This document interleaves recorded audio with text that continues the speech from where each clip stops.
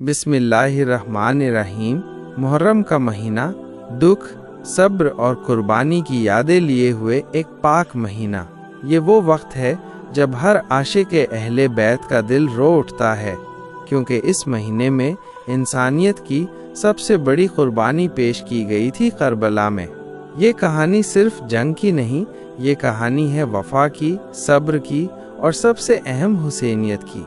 मुख्य पात्र एक माँ और उसका बेटा, मदीना का एक गरीब घर। माँ फातिमा बी और उसका 12 साल का बेटा सलीम।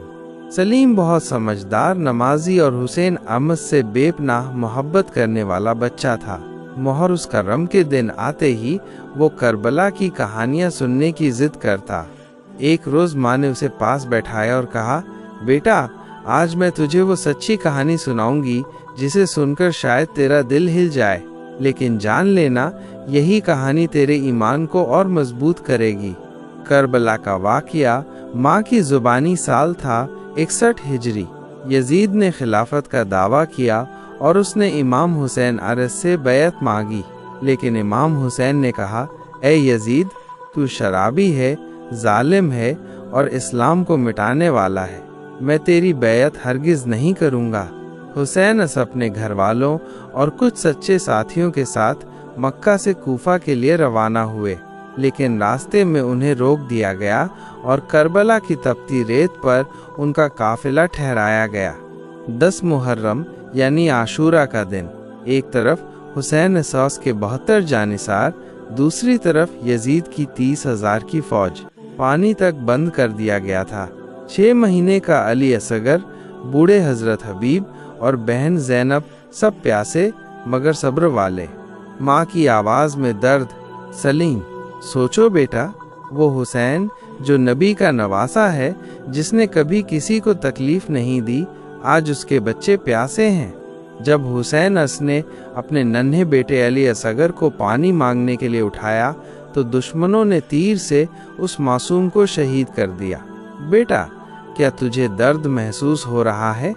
सलीम की आंखों में आंसू थे।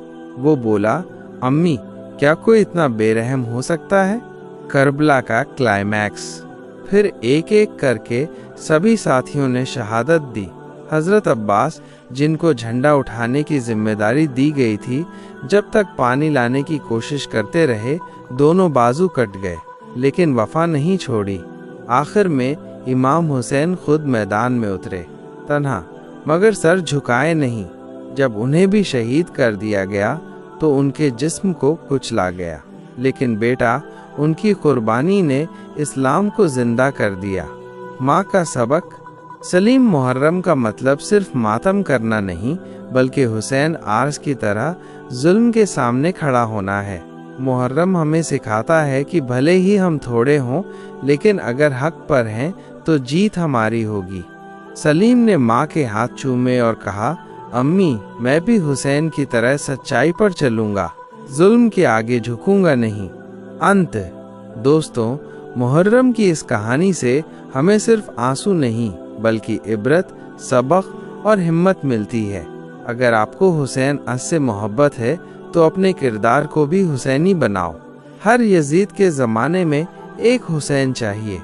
मिलते हैं अगले वीडियो में। अल्लाह हाफिज़।